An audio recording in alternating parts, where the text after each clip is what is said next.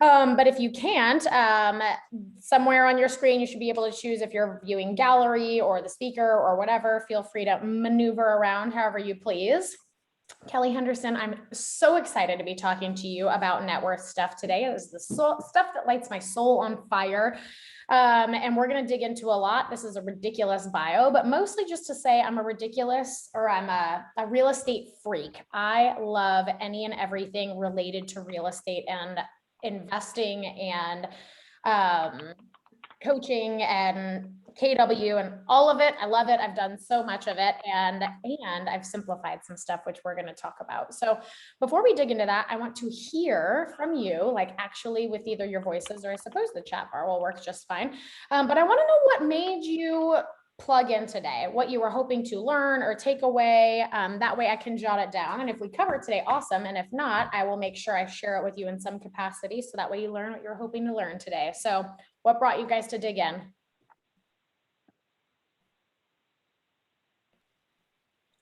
Personal finance has always been an issue, which I've, compartmentalized and put on the back burner and just avoided. And I'm getting, I'm choosing to get serious about it. And, this kind of came along at an opportune time for me. Awesome. Thank you for sharing, Glenn. I feel like that is something that's consistent with a lot of people who are learning about this topic, is that there is a place of opportunity we're coming from, whether that be from like something with literally a negative sign in front of it, or somewhere that's just different than we want to be. And so thank you. Personal finances being an area of focus. Why else did you guys plug in? I think it's just something we don't learn about and talk about enough. I think at the end of the day, we all want to live the best life we can and be able to fulfill our purpose. And a lot of that includes, passive income or, just life by design type stuff. So, we know we have to have money to live and fulfill our life purpose. So this is just something super important to learn about, and not just stick our head under the sand or, some of us grew up with parents that didn't teach us the right things or all of that. So it's just something you got to put yourself out there and just learn. I love it. That life by design piece, we're going to talk a lot about that today. Anything else? All right, let's dig in. So this is where I came from a little bit. Mostly this is a Google image that I found because I didn't have a picture of the house that I lived in as a kid. But house is a loose term. I was homeless for a bit as a kid.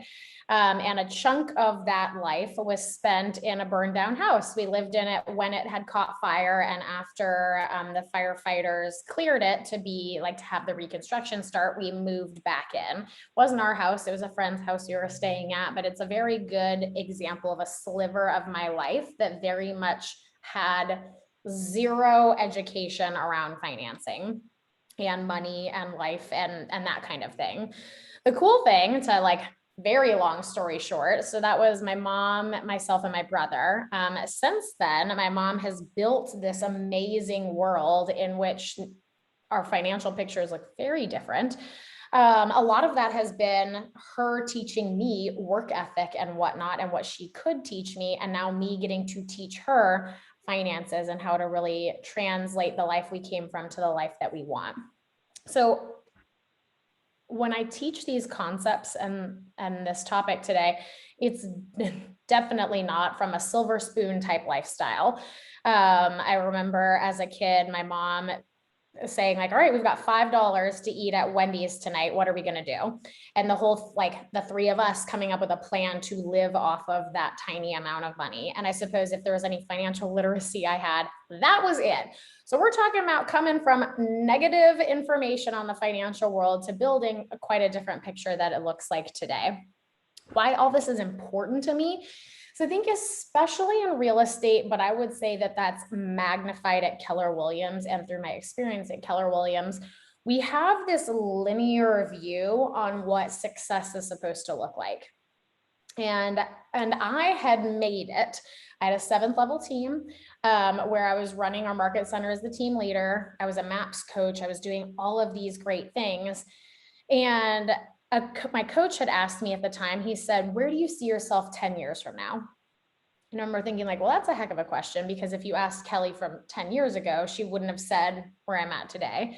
But now that I have that information, I had to ask myself. And what I dug into with that was that the life I had at that moment was not in alignment with where I saw it going and being. As you can see from this picture here, I've got two of the cutest kiddos on the planet, and a very supportive husband. And when I had that perfect world that in the KW arena was so praised, it was the lowest I'd ever been emotionally. And also, frankly, financially, it wasn't that glorious either, not to the level in which all those things should have stacked up together.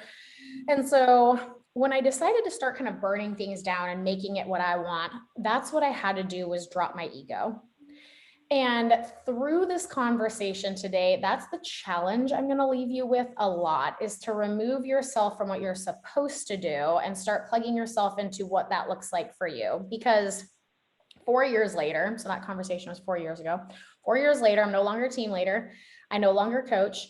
I specifically focus, well, I suppose this is coaching and teaching, and I do that, but I specifically focus on my highest dollar producing activity, which is selling real estate, which has allowed me to amass this very cool portfolio over the years. So I'm going to ask the converse question, and that's just really to start you off with today as a little nugget. But where do you see yourself 10 years from now? So when he asked me that question, I said it's impossible to answer. I wouldn't have been able to answer this that long ago. And he said, well, sometimes it helps if you start with what your financial world looks like, so you know what it can provide for. And I thought that's interesting, right? Instead of saying like, what job do I want 10 years from now and stuff like that, he had challenged me to look at what that financial picture looked like. And I decided at the time that I wanted $1 million. In 10 years, I wanted a net worth of $1 million. And like anybody who's ever had a coach ever, I knew that if I brought that to the call, that he was already going to challenge me to like double it or do whatever. And so I figured I had to come up with a new number so I didn't sound like an idiot on my call. So I decided 10 million in 10 years, $1 million a year. That means by the time I had rounded up and said by the time I turned 40, which was technically 12 years, that I would have $10 million. That just seemed really cool.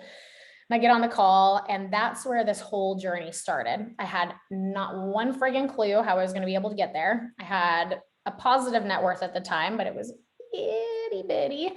And the idea of getting there was crazy. And that's what I'm teaching today. I find that the content around net worth should be what we're leading with. When we talk about business so often, and after coaching very many people, the one thing I know is most people work their butts off to make no money. They might make a lot of money, but what they're actually keeping in this world they're building for themselves is much more minimal. So that's the purpose of our net worth tracker and what we're going to be talking about today.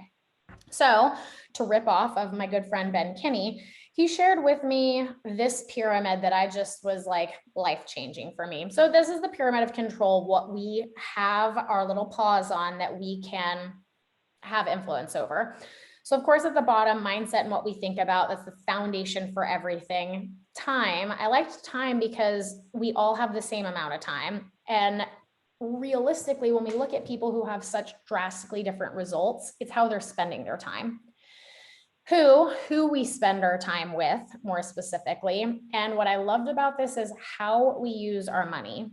And when I was talking about that difference maker between the agents over time that I've seen, most of the time it's that, right? If you have an agent making $100,000 a year who is driving around in a Porsche and rents their house and has, I don't even know, like fancy names of clothes and other very cool things, but they have a negative net worth, and the person who's also making $100,000 who has made different financial decisions where their net worth is increasing by 75 every year. That's in how they use their money. And that's what we'll talk about. So our goal through all of this is to flip the pyramid. So the pyramid you see on the top right is what most people have for a nice financial picture. The base of the pyramid, where the majority of their money is in their income. So for real estate agents, that is a variety of numbers and can look very, very different. But at the end of the day, for the majority of people, their financial picture is based around their income.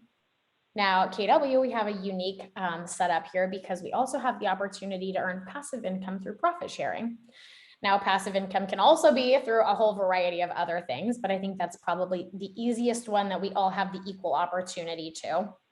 And then lastly, assets. So assets being a house, for example. Now, that is what most people's pyramid looks like. The goal is to flip it, where the smallest amount of your financial picture is the income that you work for, that you go to real estate school for, and you learn and you convert buyers and sellers, that is the teeny tiny little top or bottom in this case of the pyramid, that our assets are what drives our financial future. How many houses do you have? How far is the debt buy down on those? Passive income, right, would be the income we receive from those properties. And so the goal over time, if you outline your financial picture, would be to say, how can I start to flip the triangle? So for a very introductory view, this is the path of money, which is from MREI probably. We make money and that comes in as cash flow. That's number one. Now you get to choose what you do with it. So for anyone who is in any sort of financial picture, which is not where they want to be, this is probably your first big question that you should ask yourself. What percentage are we spending, donating, holding, and investing? My insider tip for this is to automate as much as humanly possible. Right? So you come up with goals, you know, I want to make X amount of dollars, and that's Y buyers and Z sellers, and I'm going to do all this stuff. And then that's really where the planning stops. When you treat your income as though it is all already previously accounted for, it takes a lot of the guesswork out of the process. So a good example would be the investing percentage. I don't know who on here, you can use your little like emoji thing at the bottom. Who on here has a Robinhood or Acorns account or anything like that? Okay, chunk of people. So if you don't know, Acorns is essentially like a saving tool. So a really great asset to use if you just need to get into the habit of saving. Robinhood, which I'm also not advocating for buying stocks while not knowing anything. Robinhood, though, is another financial tool to use that helps automate and set up different systems so that way it happens automatically. So I'm an investor in Vanguard's index funds. Every Friday, I automatically buy $100 worth of shares in Vanguard's index funds. So I know no matter what, without me thinking about it, that's going to grow by a little teeny tiny bit every single week as time goes on. Same thing with Acorns. Except for that it's not necessarily investing as heavily into the market, but more an investment vehicle. But the point is automation. So however much of this you can automate, same thing going for saving. So the hold it category. My favorite tip on this is to have a different real estate account, essentially out of sight, out of mind, where you set up an automatic draft every month. So for me, based off of my goals, every 20th of the month, $20,000 comes out of my operating account and into my real estate account. That way I know every 6 months, I'm basically posed to purchase an investment property. Now, it didn't start that way. It didn't even start close to that way. And yet when we can automate that transfer, it takes the guesswork out of saying like, I want to buy a house someday, and starts putting it that when the financial pieces are in play, you're ready to pull the trigger when the property shows up. So we do all that stuff. And then you can go down below. You can see number 3 talks about there's different ways you can invest. So let's dig into that. You can lend your money or you can own things. So the 2 basic positions, passively when it comes to lending, is the stuff that like our parents and grandparents grew up with.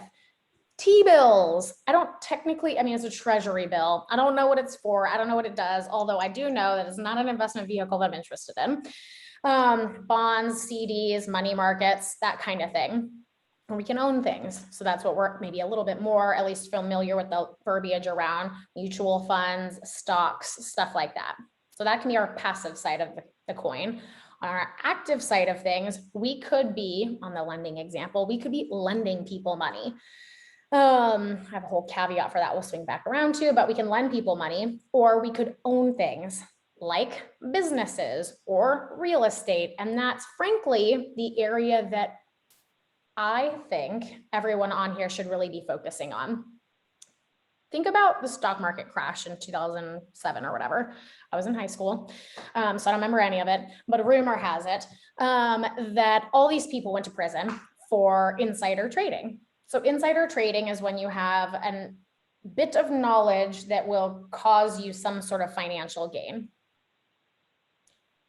So that sent them to prison. But in real estate, we have an unfair knowledge over the general population that does not send us to prison. In fact, quite the opposite. That's where all of these people have built money. And I'm not talking about taking advantage of people. I'm just talking about using common sense to your benefit.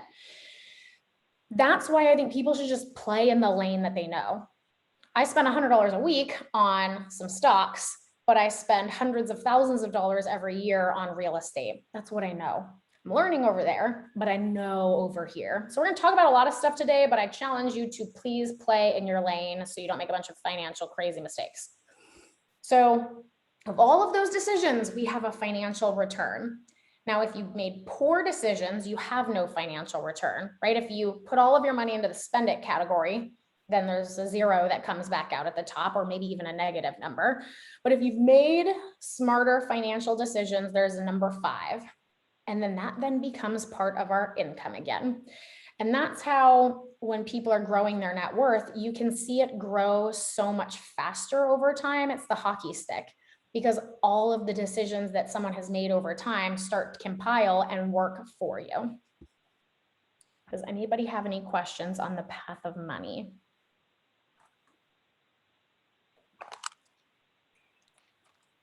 Great. Let me drop a link here. Hopefully it's the right one. Yes, please click on that link. When it opens, you are going to want to make a copy. I think I turned off the permissions, so you can't change anything. But Johnny, you're here. I just wanted to come on and say hello to you, Kelly, because this is one of my favorite courses that we've had in the last year. One of the most powerful courses we've had in the last year. Since we last took it, I bought an investment property, and I've been using a lot of your principles that you taught me in this class. And it's also chapter president Becca Ellis's birthday today. And she thought she could get away with just hanging out over there, not talking about that. But we definitely have to bring that to light. Talk about that. Everybody drop a happy birthday in the chat. Happy birthday. Thank you, everybody. I just have so much love for this group. I love it. Like, I love this class. This is just gold. It's so good. So thank you for allowing me to be a fly on the wall. I'm just kind of hanging out in the background and letting some of these principles sink in again.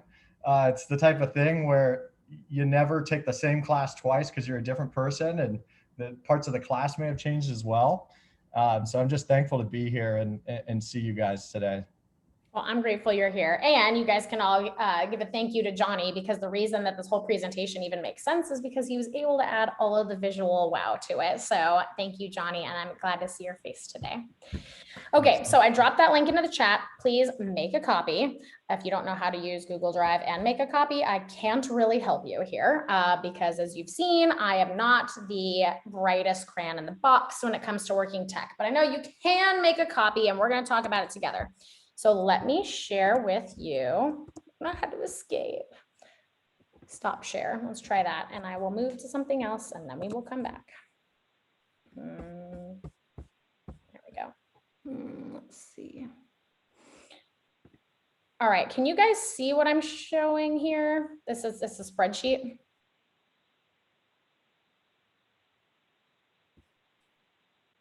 I'm going to need someone to talk because I can't see. I don't Not see yet. it. Okay, let me, I don't know how to stop sharing. whatever, screw it. You're looking at it, so that's what matters.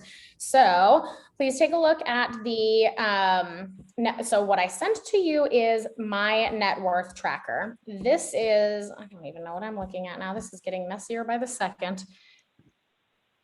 I'm not showing anymore. Okay, great. There we go. The net worth tracker is your scale. So the way I have explained it in the past is that the purpose of knowing your net worth is to make decisions from there. So think of it just like a scale, right? You step onto the scale and it tells you if you are in alignment or out of alignment with your goals. And frankly, while there's probably some psychological judgment there, at the end of the day, it is literally just a number.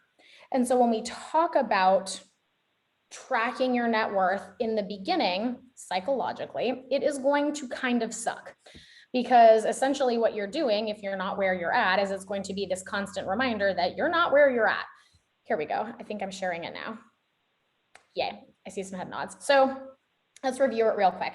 This first Start Here tab is some directions you're going to want to read so you don't end up making a mess out of this, but it tells you a couple of different things in there that we're going to go over. Here's where the gold is. Go to the assets tab. So let's talk about what assets are. And if you want, because you have a copy right in front of you, I recommend updating this as we're playing with it. So assets are things that you own after any debts, or excuse me, in general, they're things that you own. So let's use a very easy example, a house. If you own a house, your house, and its current present day value would go on there.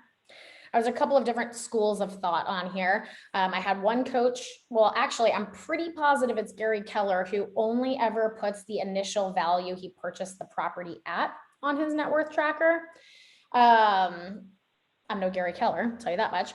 And so I want to know its current value because I believe that to be my current assets. Now, if I'm Gary Keller, I would also deflate that the way he's done, because if somebody was ever able to make any good headway on suing him, then he would want his net worth to be as small as humanly possible.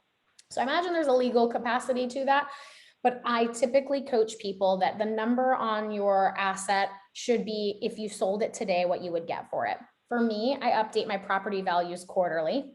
Annually would be kind of a happy medium between kind of like a Gary thought process and my thought process, but it gives you an idea. So we've got, let me see if I can scooch over.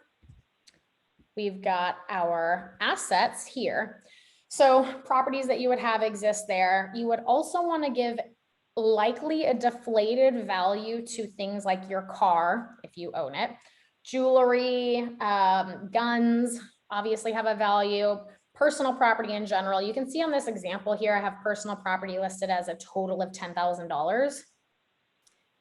That's what I have on my actual net worth tracker, and I own 2 different houses. So between the 2 houses, I promise you I have more than $10,000 worth of stuff, but let's be real, if I needed to sell it all today and I'm going on Facebook and I'm posting a couch for like $150, it's gonna take a while to get to $10,000. So I've got it very deflated on purpose. Cash is gonna be the easiest one to put on here because you quite literally log into your bank account, transpose some numbers, put that there. Investments down below, I gave examples of things you might run into. So whole life insurance, this is where you would put the cash value of your life insurance. So if you don't know, there's term life insurance, which is what some people have. That's quite literally just if you die. Whole life insurance has a financial benefit that you can lend money back to yourself from and all kinds of stuff. So put a pin in that. 529 plans, if you have kids, that would go in an investment. Index funds, if you're an investor in a market center, your cash position would be in there as well. And then retirement accounts, either from life before real estate, or if you don't have a retirement account and you're in real estate, this would be a perfect opportunity to talk to a financial advisor because there's paths for you as well. But those might look like an IRA, a SEP IRA, or a 401k. So these are our assets. This is the good news in your net worth tracking story. Now let's click on debts. Wah, wah. I'd like to say it's bad news, but it's also not really bad news because sometimes we utilize debt for leverage in order to build our net worth. But for all intents and purposes, we'll call it bad. So you can see on here, I've got debts against an investment. So an easy example in our world would be if you bought into a Keller Williams office but didn't have enough money to do it, you probably took a loan out. That's a good example. For a lot of people, especially anybody who's here because they're frustrated with their financial position, credit card debt, I'm going to assume, is going to be your like crutch here. When you go to put them on your tracker, I recommend in parentheses next to each credit card name, putting its interest rate. It'll give clarity and depth when you're going to pay it down on exactly how to make that happen. Tip for anyone who does struggle with consumer debt right now. Well, tip number one is to stop spending. And that's like a whole different conversation, but this is me as your friend who you came here to tell you to stop buying a bunch of crap. So that's number one. Number two is to say, okay, after the tough love piece, now we need to make good decisions. So for all of your credit card payments, you're going to make at least the minimum payment. And on the one with the highest interest rate, you're going to want to apply as much manpower as humanly possible to that number. Now, if you're a Dave Ramsey fan, you're hearing this and you're like, but Kelly, shouldn't you do the snowball effect and start with the little ones and then go up from there? And first off, however you're going to pay off debt sounds awesome to me. So if you're actually going to do it, I couldn't care less if you start with high interest rates or low balance, as long as you're paying it off. However, the reason that Dave suggests that is for the mindset component. It feels good to pay stuff off. So if you go from having 6 credit cards on there to having 4 credit cards on there, it's going to feel cool. Financially, it's not the right answer. The smarter financial decision is to start with your high interest rate. So if you are a numbers person, start there. And if you're a mindset person, start on the small ones. No judgment. As long as it's getting paid off, it's a step in the right direction. Then you can go down below. This is where our good debt lives, our mortgage debt. So throw all your mortgages on there. And then if you have a car or cars, then their financing is going to be on there. Sometimes I have people say, what if I'm leasing a car? Don't is the first one. 2 is there's a couple options there. Also, if this is your first time hearing me teach before, you don't know that this is how I always talk, which is a position of absolutes. So this is me and you guys asked me to speak today. So these are my opinions, but of course you do you, boo. So with the car thing, if you have a lease, then my suggestion is to put its full debt, however much you owe on your lease, would go here. And the value, the asset, is going to be 0. You don't own it. So it is a big debt and not an asset. And that's just actually knowing how your debt shakes out. So some people don't like to because they don't want to see that big sad number. But at the end of the day, that's the bill you committed to paying. So I would recommend putting that on there.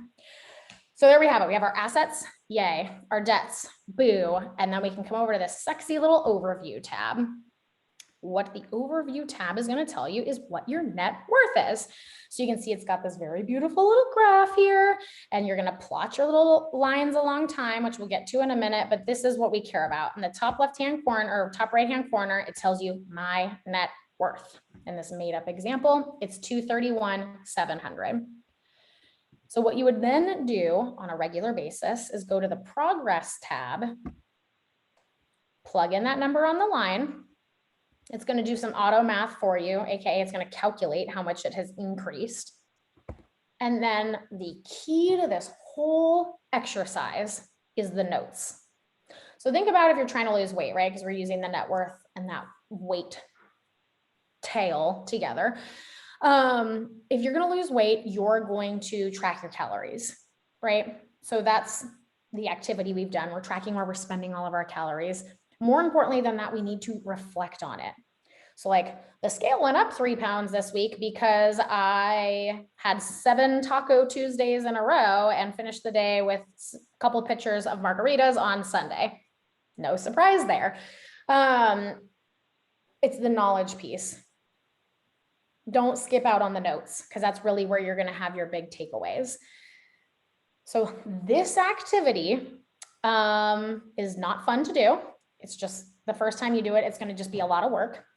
And as time goes on, if you're like me, you will become addicted because the only way you truly know what direction your net worth is going is by actually managing and maintaining.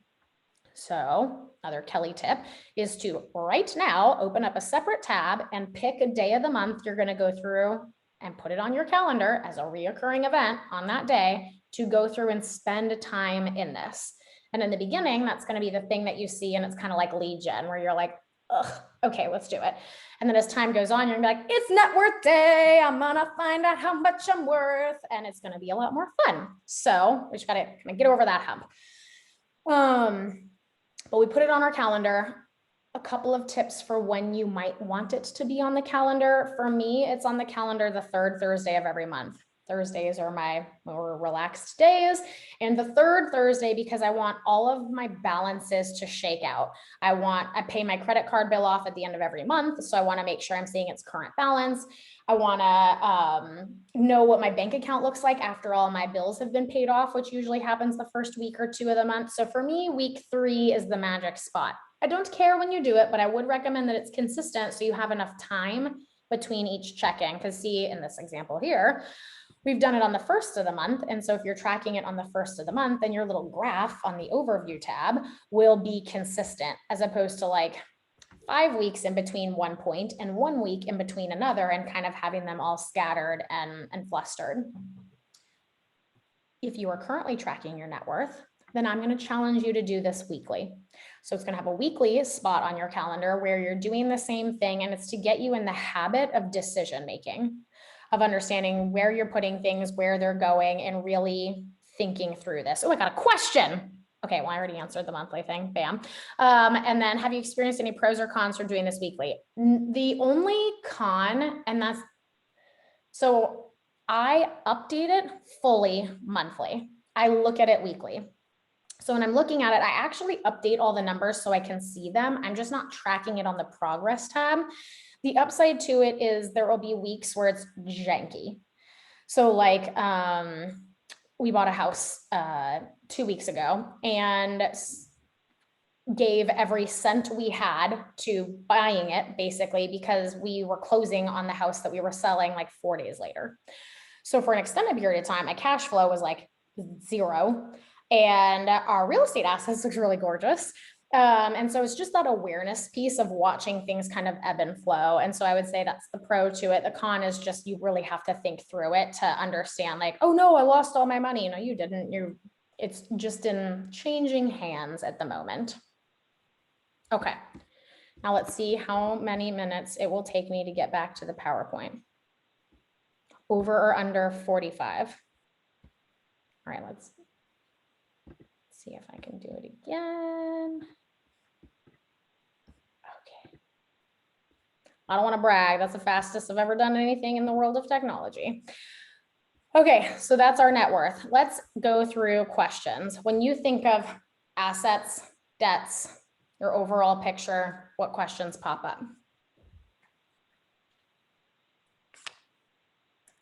Or I'm just doing such a great job that there are no questions, or you're not listening.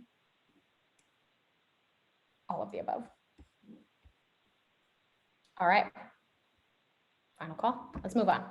So look at that. We reviewed our assets and our liabilities, the overview tab, update your progress, and are there any questions? No. Great. So let's go deeper into this. So we talked about that there's stuff we can be doing with this money. So I'm going to go past the debt thing. If you are in the land of debt, then what we have already talked about is the perfect place to spend your time, energy, and effort. The other thing that I would say is when you are purposeful and committed to the debt payoff, it doesn't have to be as daunting as it is when you're making the right decisions. Let me walk through an example because I do think that this is impactful for people in debt. Let's say on an annual basis, between all of your credit cards, you're spending $3,000 a year on interest, which, by the way, is not that crazy of a credit card balance to carry $3,000 a year in interest. So let's say you're doing $3,000 a year. When you pay it off, none of your income could change, but your net worth would automatically increase $3,000 a year. So when we're doing debt payoff, it feels not so sexy because you're just paying for things that you already bought. But what feels really good about it is your net worth changes for the positive. Every time you pay off debt, you can almost think of it as investing in yourself and your positive future growth. So it doesn't feel cool, but it is cool. And so everything else I'm about to talk about, I would not focus on until that part is better. So for those of you who are in a neutral, a little bit of debt, a little bit of positive, or hopefully much more, then this is perfect for you. So we talked about you can invest your money in plenty of places. And as a real estate agent, I hope that one of those places that you find to be extremely beneficial is real estate. And sometimes I've found that real estate agents are not super stellar at articulating why to their clients. So I have plugged this in right here for us to talk about. This little graph is the most basic graph to ever exist, straight out of MREI. And it talks about when you make an investment in real estate, what it actually looks like. So first, let's talk about equity. Real estate is an appreciating asset. So if you just look at the market value, so that top thing above the little graph, see how it goes up over time? That will happen no matter what. So the reason we might choose to invest in real estate is because it is an appreciating asset. Now, let's talk about if once you put your investment in there, what that looks like over time. So you've got your equity, your investment, and your debt. If it's a primary residence, as that debt goes down, that's due to your hard work, energy, and effort, which is still cool. What's cooler about this is when you're not the one paying down your debt. So see on the left graph how we have, I don't know, let's call it 15% of that is our investment. Well, then look at that little right graph over there. We still have that same 15% investment, but the whole rest of that equity is from someone else paying off your debt and the money that you made in market value increases. Most agents, when they're selling the concept of real estate, are just talking about market value. But look at what chunk of this is even market value. It's substantial and it's exciting. But what's really exciting is having someone else pay down your debt. So when we talk about understanding and really digging into real estate as a vehicle for investing, this is the part that I would suggest to start understanding in a higher level. So what are some resources for this? If you haven't read The Millionaire Real Estate Investor, regardless or not of your position on investing, you should, because your clients are investing. If you can't talk the talk, then you probably shouldn't walk the walk. And I don't mean that from a cruel spot. For years, I sold investment properties to investors and I had no idea what I was talking about. And now that I do, I recognize that my fiduciary duty to them is so much higher. So I implore you, whether or not you invest or not, please read The Millionaire Real Estate Investor. Now, some other books to kind of consider or talk about. I am a huge fan of The Simple Path to Wealth. I think sometimes people, and even this conversation we're having today, can feel very complex, but let's think about it. At its core, you want to increase the money in your hands, decrease the money that you're paying to other people to increase your overall bigger picture, right? It's simple. The Simple Path to Wealth talks a lot about that, but it talks about investing in stuff outside of real estate. So I think if you want a portfolio that has a little bit of diversity to it, it's a very simple way to go about having different streams of investing. For anybody with any chunk of money that they're making in real estate sales, I highly recommend Tax-Free Wealth. It is the worst book ever. It is so dry and terrible. I had to reread like chapters. Well, I would read a paragraph and get to the end and be like, all right, do it again. On probably more than like 5 occasions with one paragraph. It's dense. And your income will get to a point that you would be crazy not to. Well, actually, I spent $170,000 on taxes last year.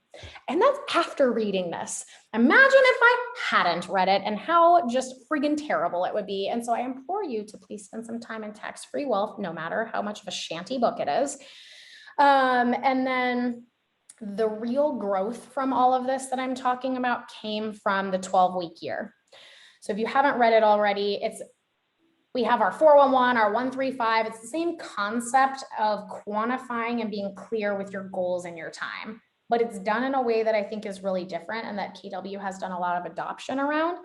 And it is a game changer. So I never like things to be about me. It's about your growth, but I do think it's important to see opportunity and direction, what that looks like. So I mentioned 4 years ago, right? I want to say my net worth was probably like $100,000, which was only because I owned a home, not because of any actual like smart decisions other than I wasn't renting. So that was 4 years ago. Today it's at 1.7. So that was almost $2 million in 4 years. And so when you're looking at whatever position you're at in this journey, time is almost irrelevant when you get ultra crystal clear with your goals. It can be quite literally whatever you want it to be. So speaking of a couple times of Gary and what he suggests, this is what I've taken from Gary when he mentions the top 10 ways that things that keep, ooh, I got another chat thing. It like pops up in a weird way when you're on presenter mode. I need to find it. There we go. Do you have a financial coach or just self-learn? Both. I've had most of this stuff I learned from a coach that I coached with for years in MAPS, Sajag. He's the one who had asked me like the where do you see yourself in 10 years thing. So I think for anybody who already has a coach, if you don't feel like they're coaching you enough on this, it's probably because they're coaching you to where you've asked them to coach you. So if you ask them to coach you on this, then they will. So part of it is probably that. And if for some reason your coach doesn't feel comfortable coaching in this avenue, then I think it's the appropriate thing to say like, well, who do you know? A, because you could have more than one coach, and B, because they might have a suggestion for a next natural progression in your coaching relationship. So that's a chunk of it. And just like if you have a coach and you're honing your listing presentation skills, you're not going to spend every call for the next 5 months with them talking about listing presentation. That's going to be a gigantic waste of your money. So I think another big piece of it is self-taught and learning those things and learning from other people. And you guys already know this because you're here. So I'm speaking to the wrong choir, but yes, I think a portion of it is self-taught. So these are the things that Gary tells us. Gary says we need to visit our capital. That's what we're talking about today. So we'll check that. But there's a lack of trust in paper wealth. Paper meaning like deeds and whatnot, right? So owning real estate. And I don't know about you and where you're at in your journey, but I felt this in a very big way because of my age and watching the market crash. I had a lot of fear related to real estate investing.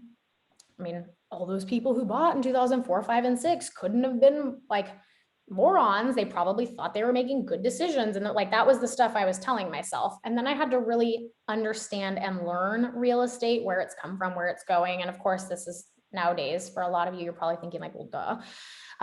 But for me, it really was a journey to believe in putting my money into something that I can't directly control, like the mattress. That someone might have their cash stuffed under. You can control what's in there, but you can't control what happens with it. Here's the news flash. You can't control your money anywhere it is.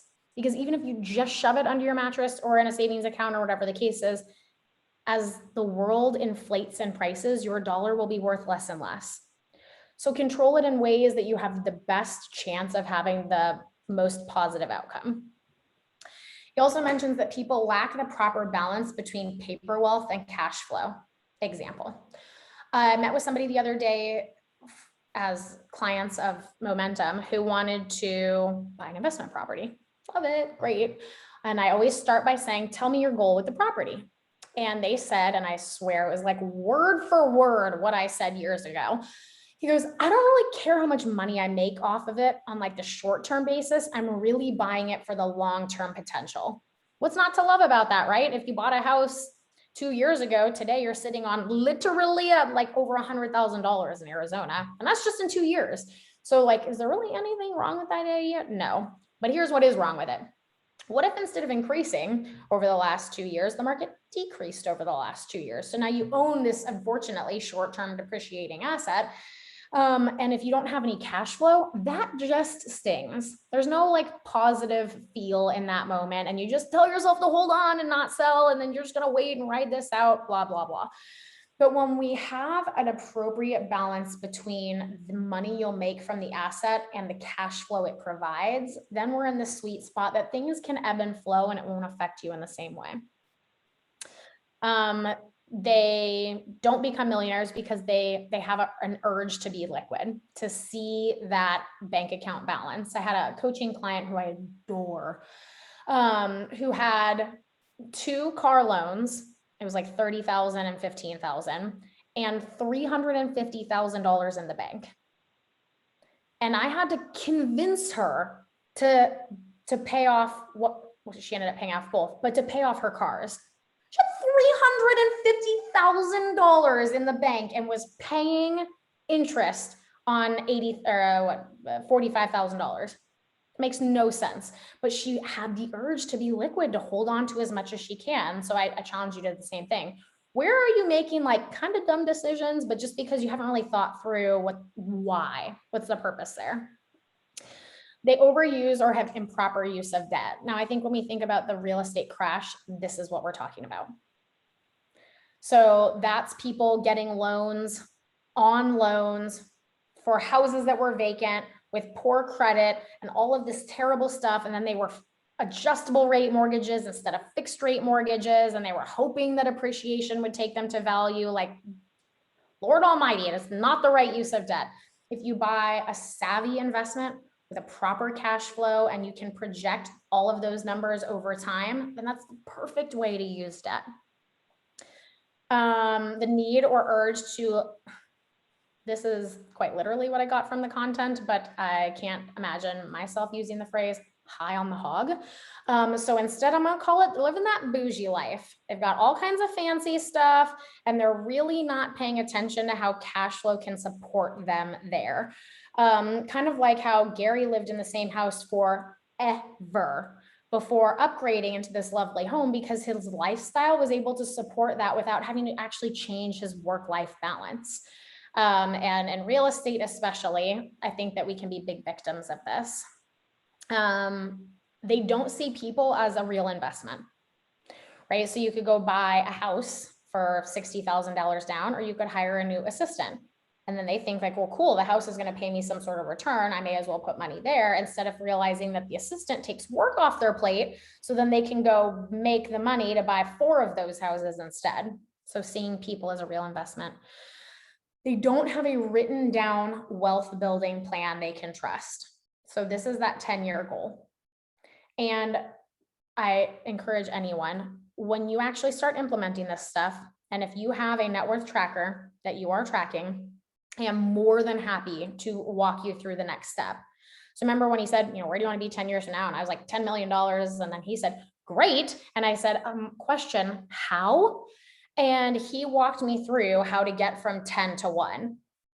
That I'm happy to help with when you put the work in on this side of things. But in general, the people who don't become millionaires don't have a written down plan that they can lean on and build into. They spend more than the money or all of the money that they make. And they don't truly study the rules of investing. So when we're talking about working with coaches and being self-taught, yes to all of the above. No to setting up a Robinhood account because Kelly said Robinhood today, and then going and pumping a couple $1,000s into it and just like seeing how it shakes out. Please know what you're investing in, whether it's real estate or not. But when we don't really know what those rules are, then that's when we fall especially prey to the ridiculous ebbs and flows of financial woes that we see. Okay, now that's a lot of verbal vomit because I like to get through this content fast so I can actually answer like the real questions that there are, whether or not it's related to the net worth tracker or financing in general or real estate investing or whatever the case is. I have 19 minutes before I have to be on a buyer consult, and I would love to answer any and all questions that pop up. What's the best way to develop that written wealth plan that you trust? Because I mean, I could make some notes and jot some stuff down, but coming out of here, I'm not going to trust it. So, or some resources for that besides the text you've already recommended. For the future plan, what I ended up doing was building out an Excel spreadsheet to tweak and play with goals based off of projections. So, and then that became one that I could trust. So for example, when I very first built it out, I realized I needed to increase my net worth on an annual basis by like 35%. So then I looked at my net worth at the time. So let's say it was that $100,000. And I said like, okay, so at the end of the year, it needs to be 135. And so then I looked at like, well, based off of my income and based off of X, Y, and Z decision, do I think I could get there? Yes.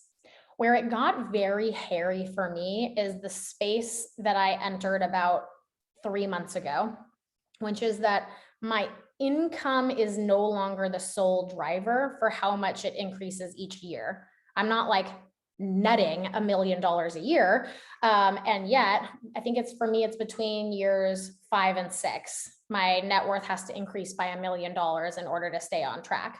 But the crazy thing is that $1 million is only 35% of what my net worth will be at the time.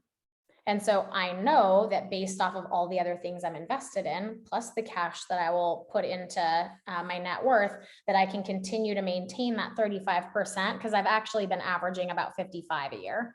So I feel ultra confident in that long-term plan. And so I think it'll change depending on your comfort level. But for me, it was quite literally a very nerdy Excel spreadsheet, which, as you guys have seen, I can't really build very well. So it took a long time and a lot of Googling, but the Excel spreadsheet. And then that's where I would say lean on a coach to challenge and question it. Thanks.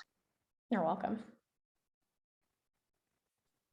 Do you have any tips for automating? Like, do you just have drafts set up from your bank, like from your accounts and stuff, to make sure you're getting those drafts in every month? Or Yes. So this is such an embarrassing but funny story. For anybody, Johnny might know this more about me than anybody else. I'm a mess when it's not real estate or my kids. Like everything in between is just the hot mess express. For example, I bought this investment property in cash with for anybody who knows what the BRRRR method is, I was going to be using the BRRRR method with it. And a couple months into owning it, because we're buying another property, the lender needed to see insurance policies on all my houses. And that's when I found out I didn't have insurance on the house that I had bought in cash, because it was not automatically part of my mortgage payment. So I'm a real big fan on anything that can be automated. Otherwise, there's a chance I did not pay it or don't have it.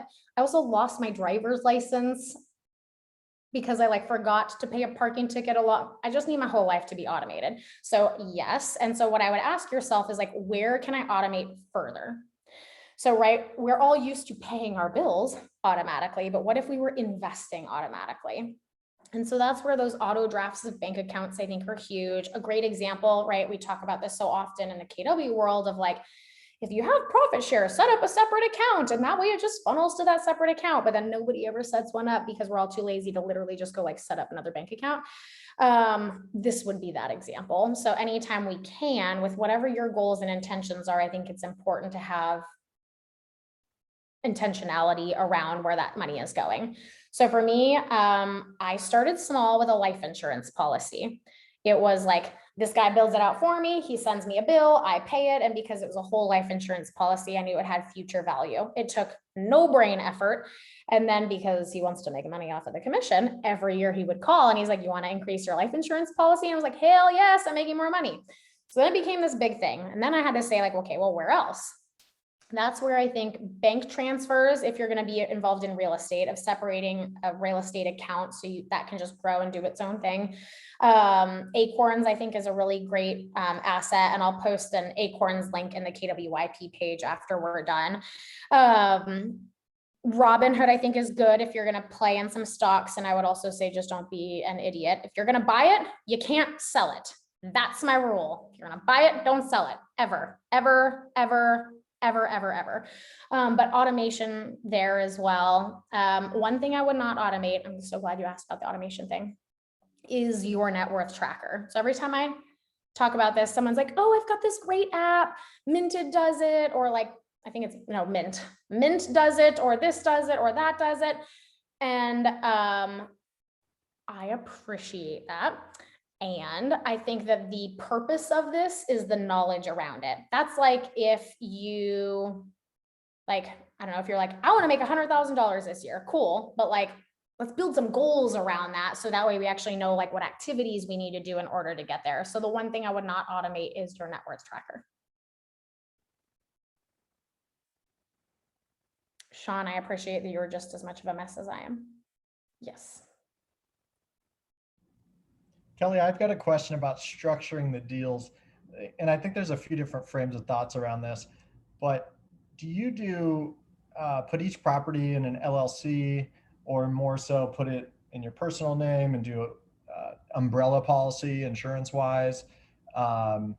There's different ways, and I'm asking for personal. It's kind of my personal question about investing. I'm deciding how I want to structure myself, and just curious if you I have think it any. depends on the quantity is going to be like my umbrella answer. So all of our investment properties that we own, we're an investor in an apartment complex, but the properties we own are all held in an LLC. One LLC. We don't have one for each house. After talking to my attorney, he thinks it's ridiculous. And so like Ridiculous caveat there. to do the one house thing, or to do the one house thing. Gotcha. And so his perspective comes more from the mindset of like, I don't know, maybe do two in each one, because the idea of the LLC, right, is to protect you if you get sued.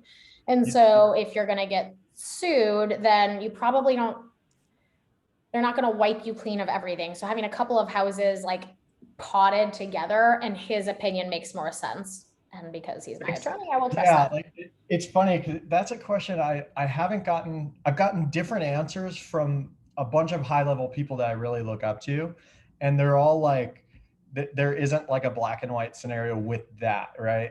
Of like whether to put them each in LLCs, whether to bundle it. Like there's different pros and cons, but I could see that. I could totally see what he's saying, or they're saying. One thing that makes the separate LLCs difficult is if you're going to bundle your homeowner's insurance. So getting a commercial policy for your real estate properties would probably be exponentially more complicated if you had them in separate LLCs. I suppose if you had like one LLC owns the 40 LLCs and then you insured that LLC, that would be, I guess, kind of the route I'm going right now is like a holding company with LLCs. And then where I'm not sure is the insurance, because I've got property insurance, but the liability insurance, I'm looking at doing it for the whole holding company more so than each individual. And I know it's kind of like an attorney question, but it's just like I'm curious to how. The way ours is set up is that we have them all in one LLC. I have a commercial policy for them, and then I have $1 million umbrella policy. Awesome. Thank you, Kelly. Also, technically the LLC is owned by my trust, which also changes a bunch of things that I cannot speak to in any capacity. Yeah. We just learned about this in Atlanta at this event we were at. Bob Kalinske had this whole term called Bob, not Bob. And he's like, so Bob structured the trust. So technically Bob doesn't own this anymore. The trust owns this, and like it's separate, but it's also connected. Yep. I highly recommend a trust. But for anybody who's working on getting out of debt, I don't recommend a trust because they're also decently expensive and you should work on paying off your debt. And then I feel like this woman with a very cute ponytail and top had a hand raised before Johnny started talking. I can't see your name because I don't know how to move it. Am I cute? This is my You're the cute one with the ponytail. Me? 30 under 30, Kate Carlton, meet 30 under 30, Kelly Henderson. Hi. Hey. Thank you. Mine is probably a newbie question. I mean, our market is hard to get any buyer under contract. Is there a bad market to try invest in? No. Okay. I'm so glad you asked this. I'm so glad you asked this.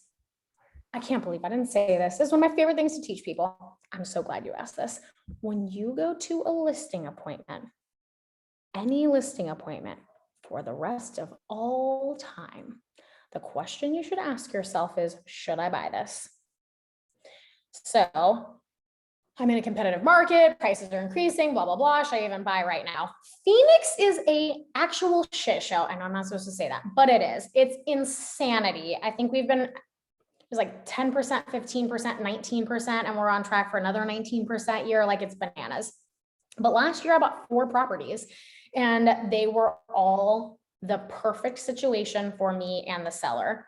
What I am not advocating for right now is being a jerk and taking advantage of people. What I am advocating for is understanding opportunity for both you and the seller. Example, Last year, I got a call from a client who's like, hey, I randomly inherited this property. I don't know the story there. She might have been like a weird love interest friend. I don't know. So she gets this property and I show up and this place is a shanty. And the investor side of me, not purchasing it, because I keep, even as I say this, it's more of an affirmation to myself because I keep doing this. I show up to the property and instantly I'm like, oh my God, if she puts like $30,000 into this property, she's sitting on a gold mine. So I'm talking to her about like, I've got a contractor for this and that and the other, and I'm going through it. And I said, so what I'll do is I can put together packages for you. What you need to do to get this, not really doing much and getting this, or just selling to an investor and calling it a day. And she's like, I don't want either of those two options. I don't need to know what the numbers are. I do not want to put a penny into this property. I don't want to deal with it. I was like, I've got you. I've got everybody you need. And she's like, no, I don't want that. Lesson, stop forcing what you want on other people. Benefit. This house, I ended up buying for $170, I want to say. I put 40 into it. I just did a cash out refi based off of the value of 300. So I will be into the property $0, and make, I think it's like $650 a month so a thousands of % annual return on investment because I was able to provide the seller an opportunity. Like, how many times in your career have you been in a situation where you're like, I can find you an investor for that? And then we go like gallivanting around telling all the people about this like really good deal we have for them. And then we just like play matchmaker. I've given up probably like 20 properties to being an idiot. So this is me telling you guys to stop being idiots like me and just buy the house. And then so I did that one. We did another one where they were moving into a new build home. They're both 90 something. The house was in pretty bad shape. The daughter was managing it. She didn't want them to do repairs. They didn't want them to do repairs. I did the repairs. Everyone was happy. I've got one under contract right now that the foundation needs $30,000 worth of foundation repair, which in Arizona is like not a thing. Nobody does that here. But I'm getting it for probably 45% of its after repair value. Like, they're happy. Everyone's happy. I was transparent with them about all the numbers. Here's the contractors, just call them. Nope, we don't want to do anything. We just want to sell it for the price you have here. So the answer to the market is crazy, should I buy here question is anytime you find a good deal, you should buy it. So we just need to like create more good deals. So I need more listing appointments. Yes. Isn't that like, look at this, lead gen, solution to all of our problems. Unfortunately, 10 years later, I still don't like lead gen, whatever. We have 5 minutes. One more question. Who has a question for Kelly? My face is getting all hot because I'm getting really excited now. I'll ask another question. Yeah. So do you have, when you set your yearly goals or whatever, are you like, I want to buy 3 properties this year, or is it a financial goal? And then when you get that much, you then invest? Kate's like a little plant. I just love this. Okay, so it used to be like, I want to buy so many doors. And if you watch the KWYP page, you'll see people ask that very silly question. They don't know what's silly. It's a good question. It's got like goal and direction, and I'm glad that they're asking, but it's the wrong question to ask because you could buy 10 crappy properties or you could buy 3 stellar properties and make the same amount of money. So I'm at the point in my financial world right now where I'm trying to increase my passive income as fast as possible.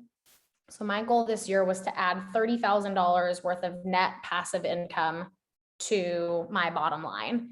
And so depending on how many doors it takes me to get there, it depends on how many doors. Based off of my averages, it should be 4.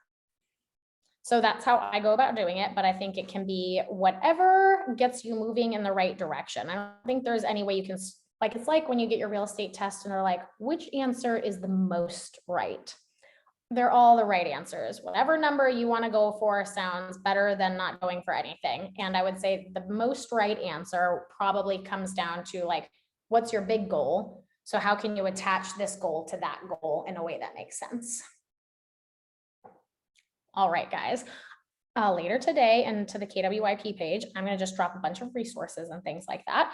And I stand by my promise. If there's anybody who wants to have a more in-depth conversation here, I'm all for it, but you have to do the work. You have to have a net worth tracker. You need to be tracking it. And then I'm happy to dig in. And then Johnny and I right now are working on building out a quarterly net worth KWYP mastermind. So I encourage you to plug in there, but here's what I ask you to promise me is that don't just leave here and not do anything, because then it's a gigantic waste of both your time and my time. So if anything, if you could just promise me to at least like dump your info into the net worth tracker, that will just make my heart so whole.